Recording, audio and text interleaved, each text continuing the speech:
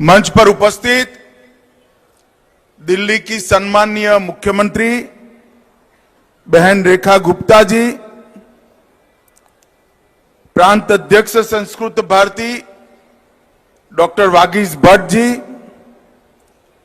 श्रीमान जयप्रकाश जी, अखिल भारतीय संगठन मंत्री संस्कृत भारती श्री कुलभूषण आहूजा जी, हमारे वरिष्ठ अधिकारी हैं और कई सारे देवस्थानों के साथ जुड़कर समाज सेवा के काम में लगे हैं। और आज रविवार के दिन दोपहर का समय निकालकर संस्कृत भारती के कार्यक्रम में आए हुए सभी संस्कृत प्रेमियों को मेरा प्रणाम, नमस्कार। सबसे पहले मैं संस्कृत भारती को बहुत बहुत साधुवाद देना चाहता हूं, क्योंकि दिल्ली शहर में 1008 संस्कृत संभाषण शिविरों का आयोजन करना वो अपने आप में एक साहसिक काम है और इसकी पूर्ति कर रविवार की दोपहर को कार्यक्रम दिल्ली में करना वो और साहसिक बात है। इसलिए मैं संस्कृत भारती को बहुत बहुत साधुवाद देना चाहता हूं। मित्रों, आज यहां पर कई सारे ऐसे लोग भी उपस्थित हैं जिन्होंने इस संभाषण शिविरों में हिस्सा लिया है। मुझे विश्वास है इसमें कई लोगों ने पहली बार संस्कृत को बोलने का प्रयास किया होगा और मेरे स्व अनुभव के आधार पर मैं कहना चाहता हूं, जब आप संस्कृत में बात करते हैं, संस्कृत में बोलते हैं, धीरे धीरे संस्कृत में सोचना शुरू करेंगे, तब आपको लगेगा कि ये आवाज मेरे गले से नहीं, मेरी आत्मा से निकल रही है। जयप्रकाश जी थोड़ी चिंता कर रहे थे कि कई सालों की गुलामी में संस्कृत को क्षति पहुंचाने का प्रयास किया गया। जयप्रकाश जी, संस्कृत के ह्रास की शुरुआत गुलामी के कालखंड के पहले हुई। ईस्वीसन पूर्व 300 से संस्कृत के ह्रास की शुरुआत हुई और मैं संस्कृत भारती के सभी कार्यकर्ताओं को कहना चाहता हूं, जिस चीज को यहां तक गिरते गिरते 2300 साल हुए हैं, इसको उठाने में भी समय लगेगा। बहुत धैर्यपूर्वक काम करना पड़ेगा।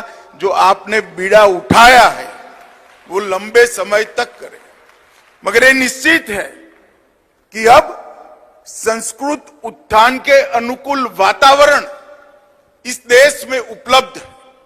चाहे सरकार हो, चाहे जनता हो, चाहे सोच हो, वो संस्कृत और संस्कृति के उत्थान के लिए कटिबद्ध है, वचनबद्ध है और परिणाम लाने के लिए भी वचनबद्ध है। इसलिए निश्चित रूप से इसकी गति भी बढ़ेगी और काम भी आगे बढ़ेगा। भाइयों बहनों, संस्कृत एक प्रकार से भारत की आस्था है, हमारी परंपरा है, ये सत्य है, नित्य है, सनातन है। इसके साथ साथ ज्ञान और ज्ञान की ज्योति दोनों एक प्रकार से संस्कृत में ही समाहित है। और रेखाबेन ने ठीक ही कहा, भारत के अधिकतर भाषाओं की मां संस्कृत है, संस्कृत उसकी जननी। और इसलिए संस्कृत को आगे बढ़ाने का काम ये न केवल संस्कृत का प्रचार है, भारत के उत्थान के काम के साथ अपने आप जुड़ा है। और संस्कृत के प्रचार और प्रसार और उत्थान के लिए लगे हुए सभी कार्यकर्ताओं को मैं प्रणाम कर कहना चाहता हूं कि जिस दिन आपने काम करने का तय किया, उस दिन आपने ज्ञान के भंडार को भारत के लिए उपलब्ध कराना, और न केवल भारत, समग्र विश्व को अनेक प्रकार के ज्ञान के भंडार से आप परिचित कराते हो। क्योंकि मुझे पूरा विश्वास है, मैं मेरे अभ्यास के आधार पर कह सकता हूं, अनेक विषयों में हजारों साल से जो मंथन हुआ, चिंतन हुआ, जो उसका अमृत निकला, वो अमृत संस्कृत में ही संग्रहित कर कर यहां पर रखा गया है। चाहे व्याकरण हो, चाहे संगीत हो, योग हो, आयुर्वेद हो, रसायन विज्ञान हो, अंतरिक्ष ज्ञान हो, गणित हो, भूमिति हो, कालगणना की वैज्ञानिक पद्धति हो, या पर्यावरण का संरक्षण हो, हर क्षेत्र के अंदर संस्कृत में इतना सारा ज्ञान, ज्ञान ही नहीं, ज्ञान के भंडार उपलब्ध है, जो मैं मानता हूं समग्र विश्व को उपलब्ध होने चाहिए। और हम ज्ञान की पेटेंट करने वाले देशों में से नहीं है।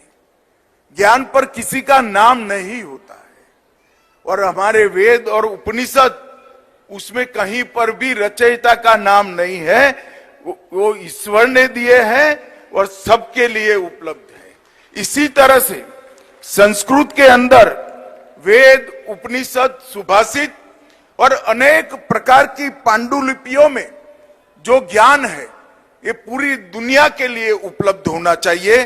और संस्कृत भारती जो काम कर रही है, वो ज्ञान के इस पिटारे को दुनिया को उपलब्ध कराने की दिशा में पहला कदम है।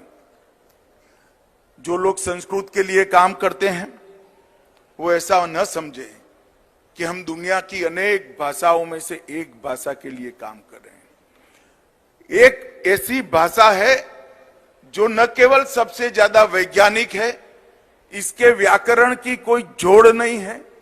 दुनिया में छंद और मात्रा अगर सबसे पहले किसी भाषा में संशोधित किए गए और पद्य साहित्य को गेय स्वरूप में याद रखने के लिए छंद और मात्राओं का उपयोग किया गया, वो केवल और केवल संस्कृत में किया गया। और इसी के कारण आज भी संस्कृत जिंदा है। और आज यहां पर 1008 संस्कृत संभाषण शिविरों का सामूहिक समापन समारोह हुआ है। तब मैं हृदय से संस्कृत भारती के कार्यकर्ताओं को बहुत बहुत बधाई देना चाहता हूं। 23 अप्रैल से लेकर 10 दिन तक 17,000 से ज्यादा लोगों ने संस्कृत का परिचय भी बनाया। अगर परिचित होंगे तो फिर से इसको अपनी स्मृति में संजीवन करने का काम किया और बोलने का अभ्यास भी किया। और मुझे विश्वास है जिन लोगों ने इसमें हिस्सा लिया है, आने वाले दिनों में उनकी रुचि संस्कृत में जरूर बढ़ेगी। मित्रों, आज मैं संस्कृत भारती के कार्यक्रम में आया हूं, तब मैं बहुत आशाओं के साथ कह सकता हूं कि संघ और संस्कृत भारती ने जब संस्कृत के पुनरुत्थान को पकड़ा है, तब विजय निश्चित ही संस्कृत प्रेमियों की होने वाली है। संघ ने जो जो अभियान अब तक लिए और संस्कृत भारती के कामों को मैंने जाना है। इस बार तो बहुत बैठना नहीं हुआ, मगर 2019 में जब निमंत्रण देने आए थे तब काफी बैठना हुआ था। लगभग संस्कृत भारती ने 81 से लेकर अब तक 1 करोड़ लोगों को संस्कृत बोलने का परिचय कराने का काम किया है। आप कल्पना कर सकते हैं 1 करोड़ लोगों को, जिनको संस्कृत जरा भी नहीं आती है, इनको बोलने का प्रयास और बोलने का एक प्रकार से इनकी प्रैक्टिस कराने का काम किया है। 1 लाख से ज्यादा संस्कृत सिखाने वाले लोगों को उन्होंने प्रशिक्षित करने का काम किया है। 6000 परिवार ऐसे बने हैं जो आपस में केवल संस्कृत में बात करते हैं, और 4000 गांव देश में ऐसे बन चुके हैं, पूरे गांव का व्यवहार सिर्फ और सिर्फ संस्कृत में होता है। 4500 केंद्र 26 देशों में बने हैं और 2011 में विश्व का सबसे पहला विश्व संस्कृत पुस्तक मेला, उसका भी आयोजन करने का यश संस्कृत भारती को जाता है। और उज्जैन में 2013 में जो साहित्योत्सव हुआ, उसको भी संस्कृत भारती ने आयोजित किया। संस्कृत भारती का ये जो प्रयास, उसने न केवल देश की जनता के मन में संस्कृत की रुचि बनाई, धीरे धीरे धीरे संस्कृत की स्वीकृति भी बढ़ रही है। और मुझे पूरा विश्वास, ये तो देसी भाषाओं का है, बोलियों का है। हमारे यहां गुजरात में कहावत है कि 12 योजन दूर जाए तो एक बोली नई बनती है। हम किसी भी भाषा का विरोध नहीं करते हैं, मगर कोई अपनी मां से कटकर नहीं रह सकता। देश की लगभग सारी भाषाओं की मां संस्कृत है और इसलिए संस्कृत जितनी समृद्ध होगी, संस्कृत जितनी सशक्त होगी, उतनी ही देश की हर भाषा और हर बोली को एक ताकत मिलेगी। वेद और उपनिषद के ज्ञान को बहुत सरल कर हमारे संस्कृत सुभाषितों में हमारे महात्माओं ने रखा है। योग, मनोविज्ञान, कला, संगीत, नृत्य, आयुर्वेद, खगोल शास्त्र, गणित, भूमिति, विज्ञान के हर प्रकार, ये सभी के अमूर्त सिद्धांतों को छोटे छोटे श्लोकों में ढालकर इतने सुंदर तरीके से रखे हैं, शायद ही कोई शिक्षक ये काम कर पाएगा। इतना अच्छा काम हमारे मुनियों ने करा है, हमारे ऋषियों ने करा है, हमारे चिंतकों ने और विचारकों ने करा है। और संस्कृत भारती ये पूरे पिटारे को आज भारत और विश्व के सामने खोलने का काम कर रही है। मित्रों, वसुधैव कुटुंबकम की जब बात करते हैं तब विश्व को आश्चर्य लगता है, मगर उनको मालूम नहीं है वसुधैव कुटुंबकम जिस जगह से आया है, वो जगह में ये सोच बच्चे बच्चे में हमारी संस्कृति और संस्कार के कारण आज मिलती है। हमारे कई मठों ने, विशेषकर श्रृंगेरी मठ और ज्योतिर्मठ ने ढेर सारा साहित्य संजो कर रखा है और कई सारे शास्त्र भी इसमें संजो कर रखे हैं। और दुनिया के ढेर सारे विचारकों ने, चाहे अल्बर्ट आइंस्टाइन हो, मैक्स मुलर हो, निकोला टेस्ला हो या जोहान्स केपलर हो, ये सभी ने संस्कृत को सबसे वैज्ञानिक भाषा के रूप में स्वीकार किया है। और आज मैं इतना जरूर कहना चाहता हूं कि हम संस्कृत के हास के इतिहास को ज्यादा स्मरण करने की जगह संस्कृत के उत्थान के लिए ज्यादा काम करने की जरूरत है। अब ऐसा समय नहीं है, देश में एक अनुकूल वातावरण है जिसके माध्यम से संस्कृत का विकास हो सकता है। आज देश में एक ऐसी सरकार है जिसने संस्कृत के लिए अनेक प्रकार की योजनाओं को लाया है। अष्टादशी योजना, लगभग 18 परियोजनाओं को हमने लागू किया है। दुर्लभ संस्कृत पुस्तकों के प्रकाशन, थोक खरीद और दोबारा प्रिंट करने के लिए वित्तीय सहायता भी भारत सरकार देती है। प्रख्यात संस्कृत पंडितों की सम्मान राशि में भी बढ़ोतरी की है। नई शिक्षा नीति में इंडियन नॉलेज सिस्टम पर फोकस किया है। इसका एक बहुत बड़ा वर्टिकल स्तंभ संस्कृत भी है।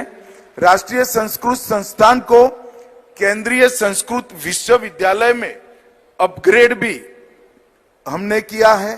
शास्त्र चूड़ामणि योजना के माध्यम से सेवानिवृत्त प्रख्यात संस्कृत विद्वानों को अध्यापन के लिए नियुक्त करने का काम किया है।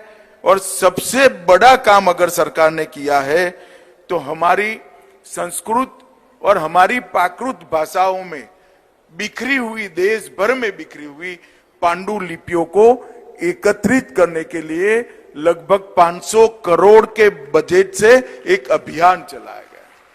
और मुझे विश्वास है कि जब पांडुलिपियां एकत्रित होगी, वो जिस भाषा में है, संस्कृत और हमारी प्राकृत भाषाओं में पढ़ी है, इनके विद्वान जब इसका सरल अर्थ आज की भाषा में करेंगे, इसके संरक्षण और संवर्धन की वैज्ञानिक व्यवस्था प्रस्तापित होगी, उस वक्त दुनिया के लिए अद्भुत ज्ञान का खजाना खुलने वाला है। और नरेंद्र मोदी जी ने पांडुलिपियों के संरक्षण के लिए एक बहुत बड़ा ज्ञान भारतम मिशन की 500 करोड़ के एक बेसिक कोष के साथ शुरुआत की है। और हर बजट में इसके लिए आगे पर इसके लिए एक निश्चित राशि दे दी जाएगी। लगभग अब तक 52 लाख से ज्यादा पांडुलिपियों का डॉक्यूमेंटेशन किया गया है। 3.5 लाख पांडुलिपियों का डिजिटीकरण भी हो गया है। और namami.gov.in पर 1,37,000 पांडुलिपियां उपलब्ध कराई गई है। दुर्लभ पांडुलिपियों का अनुवाद और उसके संरक्षण के लिए एक हर विषय के, हर भाषा के विद्वानों की टीम भी गठित की है और बहुत थोड़े समय में हम इसको आगे बढ़ाएंगे। अंत में मैं इतना ही कहना चाहता हूं, संस्कृत भारती ने जो काम 81 से लेकर आज तक किया है, इसकी जोड़ ढूंढना बहुत कठिन है। और मैं बहुत पवित्र हृदय से बताना चाहता हूं, मैं भी एक सामाजिक कार्यकर्ता हूं। अगर मुझे कोई कहता कि संस्कृत भारती के लिए काम करना है, तो इतना साहस मुझ में नहीं है जो संस्कृत भारती के कार्यकर्ताओं में है। एक बहुत बड़ा मिशन, एक बहुत बड़ा काम लेकर संस्कृत भारती ने एक मकाम तक, एक स्तर तक पहुंचाया है, जहां से आगे विजय ही विजय है, पराजय का कोई सवाल खड़ा ही नहीं होता। मित्रों, आज मैं इस कार्यक्रम के मंच से देश भर के लोगों को संस्कृत भारती के माध्यम से ये जो प्रयास चल रहा है, इसका समर्थन करने का, इसका संवर्धन करने का और इसको गति देने के लिए अपील करना चाहता हूं। मैं हृदय से मानता हूं कि संस्कृत के उत्थान में ही, संस्कृत के प्रचार प्रसार में ही और संस्कृत में पड़े ज्ञान को संकलित कर कर, सरल कर कर लोगों के सामने रखने में ही दुनिया की सभी समस्याओं का समाधान निश्चित रूप से संस्कृत के ज्ञान के भंडार से हो सकता है। और मैं ये कोई ऐसे कार्यक्रम में भाषण करने नहीं आया हूं, मेरे मन के मनोभाव अभिव्यक्त करने के लिए आया हूं।